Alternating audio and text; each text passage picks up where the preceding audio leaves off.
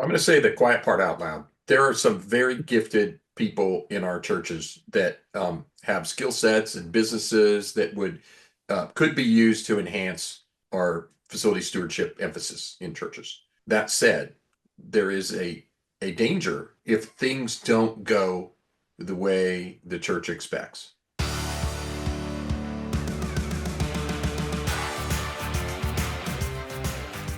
Welcome to another episode of Facility Mythbusters. My name is Tyler Thompson, marketing manager here for eSPACE and Smart Church Solutions. And the myth that we're going to be talking about is churches don't need a facilities team, they have volunteers. What do you guys think? It's an interesting topic. We know from our own research and from that IFMA, International Facility Managers Association, that the best run facilities have one full-time equivalent, a 40-hour-a-week type person or multiple 20-hour-a-week people for every 35,000 square feet. So the first question would be, do you have 35,000 square feet or more? If so, I think you probably lean towards having more reliance on someone who's a FTE in that. If you're less than 35,000 square feet, it becomes a little bit more gray for me. But that doesn't mean when you're over 35,000 square feet, it's only the full-time people doing it. What say ye? Well, I'm going to go back to the Bible. Can we go back to the Bible for a minute? When the Israelites were in their Exodus, and God had said, "Hey, build this tabernacle," He instituted a ministry position that is essentially facility stewards, the Levites, and their tabernacle was not 35,000 square feet, so they weren't doing anything by IFMA standards. They kind of went a little over and above. There was like 5,000 assigned to this very confined space, but they had to do everything. They were making rope, and they were making linen fabric, and they were designing and building altars and the Ark of the Covenant and all of these things that they had to build, construct, maintain, even tent stakes. It was very intricate, and they were the assistants to the priests. And that's our genealogy. And so I think it's an important role. They were conscripted into service. And churches today will do that through volunteerism, but volunteers don't really have any accountability. So the next level up would be somebody that's chosen or elected to a board or a vestry or a committee that takes ownership of it. So, particularly in the smaller churches like Tim was talking about, where they have one person who's held accountable to the church or a group of people held accountable to oversee what should be happening in their facility stewardship. And I think that's essential, whether that is a paid person or whether that is people that are serving with some level of responsibility at the church. Backing it up with volunteers, fantastic, give them a place to play, but they don't necessarily always bring to the table the most reliability, although some come with very high skill sets. I think we need to be careful when we address and we talk about this myth, because in one hand, it'd be easy to say, heck yeah, you need to pay people. It's your facility. Take care of it. Pay somebody. But when you're a smaller organization, maybe you have a bivocational pastor. Maybe you have a part-time, or maybe you're part of a diocese that you have a priest every other week. So you don't have consistent leadership, perhaps, or there the whole time. You may not have the funds then to pay for someone.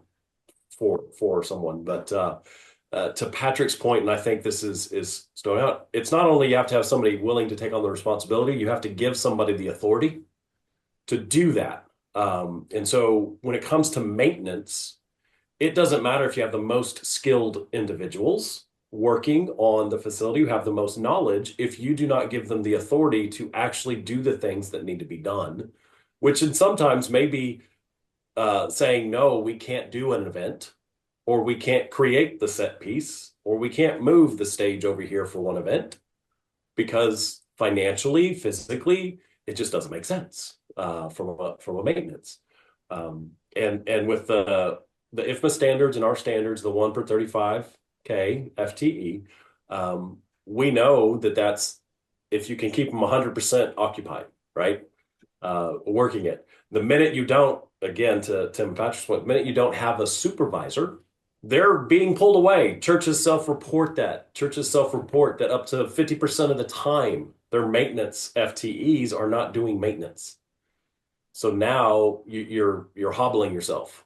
So I think if I were answering, as I'm looking at this myth and we look at the parameters, I think we really have to define some of the issues that we've seen prevalent in the churches to answer the question. And that is maintenance and facility teams that are not given the authority to make decisions and to say no.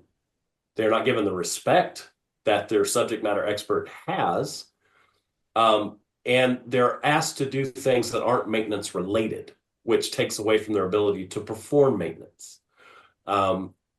If you address all those things and create a culture that actually puts stewardship and maintaining of a facility as a priority, then you can get a lot done with volunteers because they are appreciated. They understand they're an integral part of the running of the organization. However, if you do not, and what happens, and we see this too, you get a lot of people, be it paid or volunteer, that get burned out. And it's not as much, do you need a paid staff or you don't? It's, are you going to respect a staff, whether they're paid or volunteer? You think about volunteers overall in church. Have you ever set hey, we're going to do the next 4 Saturdays, we're going to have volunteer work days. And the first Saturday, you get 20 guys show up. The next Saturday, you get 8. The next Saturday, you get 2. And the last one, you got the guy who originally coordinated it. Volunteers fall off. And it's not just in facilities. Think about how hard it is to keep nursery worker volunteers committed and there every time it's necessary. Matter of fact, most particularly larger churches that have those as volunteer positions within a nursery, it's not you have to serve every Sunday for 52 weeks. It's no, you commit for a month, you commit for every other week, you commit for a quarter or something like that. Well, facilities becomes a little bit more of a challenge because what was committed to get done this month may not actually get done for 2 more months. Well, is the volunteer still going to be there to do that in 2 more months or 3 more months? And the turnover that you see in nursery workers doesn't work quite as well if you have that same level of turnover when it comes to facility stewardship and maintenance. Well, I'm going to say the quiet part out loud. There are some very gifted people in our churches that have skill sets and businesses that could be used to enhance our facility stewardship emphasis in churches. That said, there is a danger in if things don't go the way the church expects. With a regular vendor or an employee, you can have difficult conversations. With a member who has volunteered and done something out of the goodness of their heart, it can go sideways really fast and can affect your relationship and with the individual, their relationship with the church, their relationship with the Lord. I've seen it go really horrible. There's times it can be great, but I think there's a caution to be looking at. What are we asking them to do? Like you said, Tim, what kind of a commitment are we putting out? And is the expectation clearly set? It almost takes it to, on this myth, churches don't need or do need to have a hired facility team or paid facility team. It's more of churches need to train their facility stewards, their facility teams.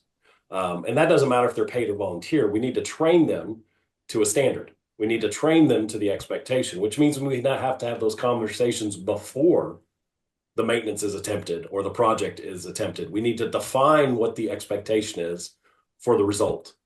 And then we have to be honest. If we can't afford to pay somebody to do it, then we lose some of our ability to demand perfection from the volunteer. And so sometimes you got to take your standards down. And I don't mean like accept really, really bad work. They were supposed to paint the wall, off tan and they painted it pink. Yeah, no, we're not going to accept that. But we're going to say, I'm okay with some holidays in this paint job. I'm okay that the cut-in got onto the trim a little bit. We're not going to expect and hold somebody to professional standards if they're volunteers. Now, they may be professionals, they may hold themselves to it, but we as facility stewards, operations directors, managers, it's not about whether they're paid, it's are they trained? And then part of that training is not just how to do the job, but what the expectation is, what the acceptable outcome is, and what is a reasonable time frame. Because as Patrick was saying when Tim was talking, it may take contractor Nathan 2 days to do that work. It takes operations director Nathan 3 weeks to get that project done, because I can't just dedicate 2 full days and ignore everything else. The other thing when you're considering volunteers is you cannot assume that you can neglect legal ramifications, OSHA, liability insurance, and all of those kind of things because you're a volunteer now. So the church, if anything, almost has to be more vigilant on those type things to make sure, as you said, Nathan, they're trained, they're properly equipped with PPE, they understand ladder safety and all the other things that go with this. And Pat, when you were talking about having them, properly supervise, someone that's either got authority that's kind of overseeing it. One of the things that I've seen happen there's a couple of denominations that turn over their facility stewardship to a board of trustees. And what ends up happening is that board of trustees rotates every 2 to 3 years. And so you have the lack of consistency. And then the burden of that board of trustees, in many of those cases of churches that are, say, 200 and smaller, is that they become the maintenance team. Well, they can get together once every 3 or 4 weeks to do some work. And unfortunately, if you've hired them or if you've voted them in as a trustee, it's probably for more reasons than they know how to paint really well. You've brought them on for a spiritual component probably, or some kind of a compassion ministry or something else. And their skills in facility stewardship trades may not be their skill set, but yet you've given them now that responsibility that they have to do. And so in many ways, you start setting yourself up for failure. And worse than that is deferred maintenance, because you're not getting to the things that really need to get to, because you're just taking care of the lipstick to keep it looking okay for Sunday morning. I think it's an interesting point, Tim, that you kind of glossed over when it comes to paid versus vestry versus that, is that if you're not going to pay people and it's all volunteer, it might be worthwhile to consider investing in some type of computer maintenance management system to track history, to track future goals, to track those things, so that as people rotate on and off, they have the vision, they have the history, they have the direction going forward to remove some of that stumbling block and say, hey, this is what we've done, this is where we're doing it. And so now when it comes to paid staff, maybe we don't have the paid staff, but we can afford to pay for a system that allows us to track, that is useful 24/7, 365, and keeps all of the maintenance, all of the history, all of the stuff done in an easy to digest and easy to find format. And again, just thinking through that myth, churches need or don't need to have a paid facility team or maintenance team. Okay. As you probably see, I'm not myself thinking busted or not busted. I'm thinking kind of the middle ground. And Pat, you were saying? Going back to Tim's breakdown of how volunteerism seems to work in a lot of cases where the inconsistency of people showing up. If we look at a ministry like children's ministry, everybody involved in that ministry is vetted before they can volunteer. There's volunteer forms, there's background checks. Every volunteer in your church should be put through the exact same process, whether they're serving on the trustees committee, whether they're showing up on a day to help you do landscaping at the church, because they're all volunteering and the churches are liable for those people being there.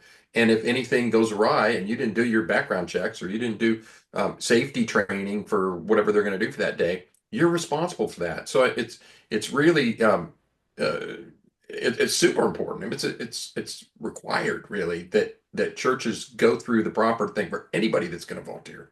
You can just show up at church, but if you're going to volunteer and you're going to do anything on behalf of the church in an unpaid position, you need to go through the proper process to be vetted and make sure that you're covering your liability. So the myth, churches don't need a facilities team because they have volunteers, not quite busted, plausible. Very Plausible. plausible. I would actually say that the way you just worded it, Tyler, it's busted. They do need a facilities team. The question of whether or not they need a paid facilities team Yeah. is maybe plausible, but I think it's busted that you don't need a facilities team. There is some nuance there with the paid versus unpaid. Churches don't need a facility team, busted.